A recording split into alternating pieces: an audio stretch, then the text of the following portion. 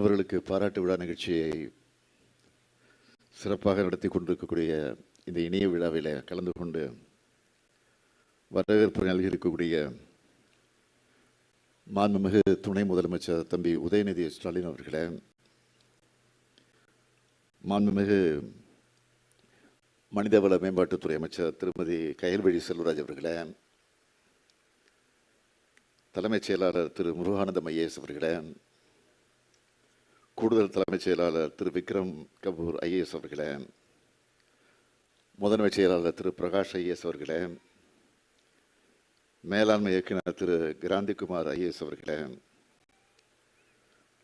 மாணவர்களது வெற்றிக்காக தனது உழைப்பையும் தன்னுடைய சிந்தனைகளையும் வழங்கி சிறந்த முறையில் பணியாற்றிய திரு சுதாகர் ஐஆர்பிஎஸ் அவர்களே, குடிமைப்பணி தேர்விலே வெற்றி பெற்று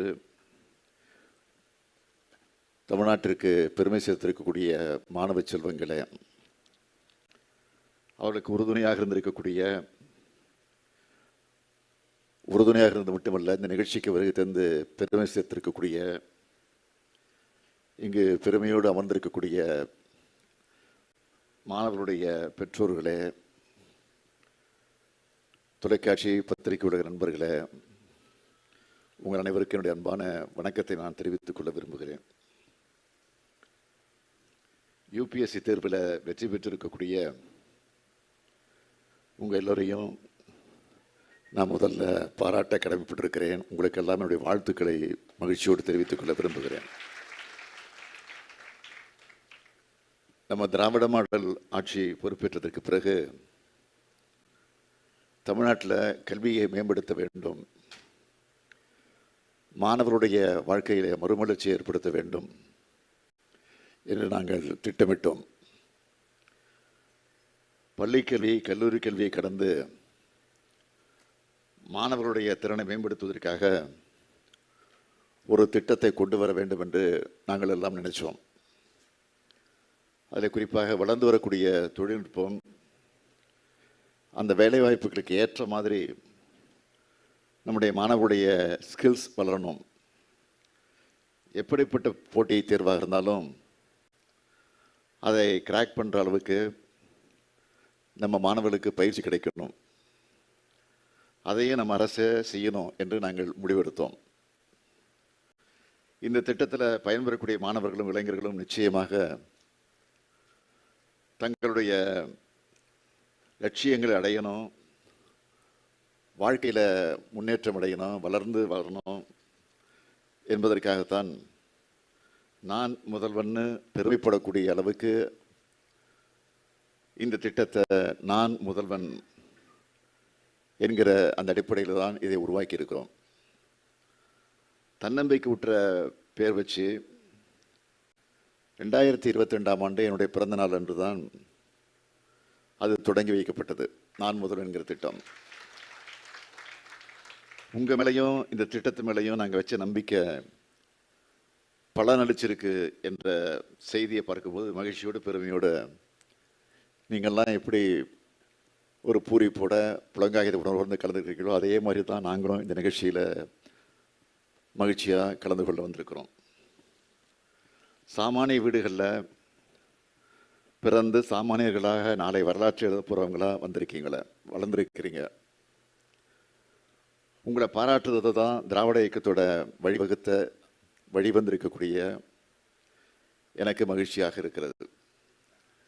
கல்விதான் நமக்கு ஆயுதம். எந்த இடம் வந்தாலும் கல்வியை மட்டும் நாம் விட்டு விடக்கூடாது. அதனால தான் முதலமைச்சருடைய காலை உணவு திட்டத்தை கொண்டு வந்தோம். அதைத் தொடர்ந்து புதுமை பெண் திட்டம், தமிழ் புதல்வன் திட்டம், கல்லூரி கனவு திட்டம், சிகரம் தொடு திட்டம், உயர்வுக்கு படிக்கின்ற அந்த திட்டம், இப்படி ஏராளமான திட்டங்களை தொடங்கி கல்வியை கொடுத்து நான் முதல்வன் போன்ற திட்டங்களால் அப்ஸ்கில் பண்ணி பெரிய பெரிய நிறுவனங்களில் நம்ம வீட்டு பசங்க பிளேஸ்மெண்ட் ஆகிற அதை பார்க்குற போது நமக்கெல்லாம் அதை பார்த்து பூரிப்படைகிறோம். தமிழ்நாட்டுக்குன்னு ஒரு அறிவுமுகம் இருக்கு. ஒரு ஐஏஎஸ், ஒரு ஐபிஎஸ் தமிழ்நாட்டு கேடராக இருந்தால் அவங்களுக்கு மதிப்பே தனி. அதுவும் அவங்க தமிழ்நாட்டுக்காரங்களாக இருந்தால் இன்னும் மதிப்பு கூட ஆயிடும். ஆனால் கடந்த சில ஆண்டுகளாக யூபிஎஸ்சி தேர்வில் நம்ம இளைஞர்கள் தேர்வாகிறது குறைஞ்சிடுச்சு. ஆனால் இன்றைக்கி அந்த கவலையை நீங்கள்லாம் போக்கியிருக்கீங்க. குடிமைப்பணி தேர்வுகளுக்கு தயாரான உங்களுக்கு நம்ம அரசு எப்படியெல்லாம் பயிற்சி கொடுத்துச்சு, ஊக்கம் கொடுத்துருக்கு. உங்களுடைய சுமையை குறைக்க ஊக்கத்தொகையெல்லாம் கொடுத்து உங்களில் பலரும் ஊடகங்களுக்கு கொடுத்த பேட்டிகள் எல்லாம் நீங்கள் சொல்லியிருக்கீங்க. அதெல்லாம் நாங்கள் பார்த்தோம். இதுவே இன்னும் பல பேரை ஐஏஎஸ் ஐபிஎஸ்ஸாக ஆவதற்கு மோட்டிவேட் பண்ணணும். மற்றவர்களுக்கு உறுதுணையாக உங்கள் பணியை நீங்கள் தேர்வான அன்றைக்கே தொடங்கிட்டீங்க. அதிகாரம் என்பது இந்த சமூகத்துக்கும் சக மனிதர்களுக்கும் எளியோர்களுக்கும் உதவுறதா, அவனுடைய வாழ்க்கை முன்னேற்றத்திற்கு பயன்படுத்துகிறதா அமையணும்.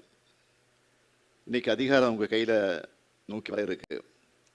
அதை நீங்கள் சரியாக பயன்படுத்தி கொள்ள வேண்டும். உங்களுக்கு ரோல் மாடலாக பல பேர் இருப்பாங்க. இனிமேல் நீங்கள் பலருக்கு ரோல் மாடலாக ஆக வேண்டும். அதுதான் என்னுடைய விருப்பம். இன்றைக்கி செலக்டாகி இருக்கக்கூடிய நீங்கள் சிறப்பாக பணியாற்றுவது மூலமாக தான் அந்த நிலையை அடைய முடியும். என்னுடைய புது வாழ்க்கை அனுபவத்தில் இதை சொல்கிறேன். மக்களுடைய மனசில் நம்ம இடம்பெறணும்.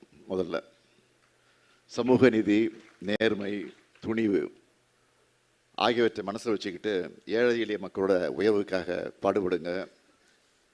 இந்த மூன்றையும் மனசில் வச்சு பணியாற்றினா மக்கள் நிச்சயம் நம்ம மறக்க மாட்டாங்க.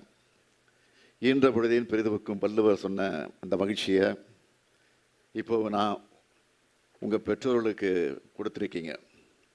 என்னை பொறுத்த வரைக்கும் புறநானூரில் சொன்ன சான்றோன் ஆக்குதல் தந்தைக்கு கடனை என்ற கடமையை நிறைவேற்ற மகிழ்ச்சியை கொடுத்துருக்கீங்க. நான் அடுத்த முறை உங்களை சந்தித்தாலும் உங்களுடைய பணிகளையும் சாதனைகளையும் சொல்லி வாழ்த்த வேண்டும். அதுதான் என்னுடைய ஆசை.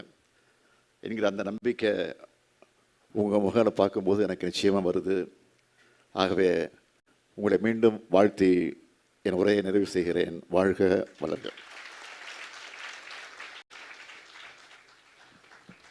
விழா பேருரை வழங்கி சிறப்பித்த மாண்புமிகு தமிழ்நாடு முதலமைச்சர் அவர்களுக்கு எங்கள் மனமார்ந்த நன்றிகளை உரித்தாக்கிக் கொள்கின்றோம். சமூக பொருளாதார தடைகளை தாண்டி மார்க்கத்தொகை முதலியவற்றை வழங்கி வருகிறது நம் மாண்புமிகு தமிழ்நாடு முதலமைச்சர் அவர்கள் தலைமையிலான திராவிட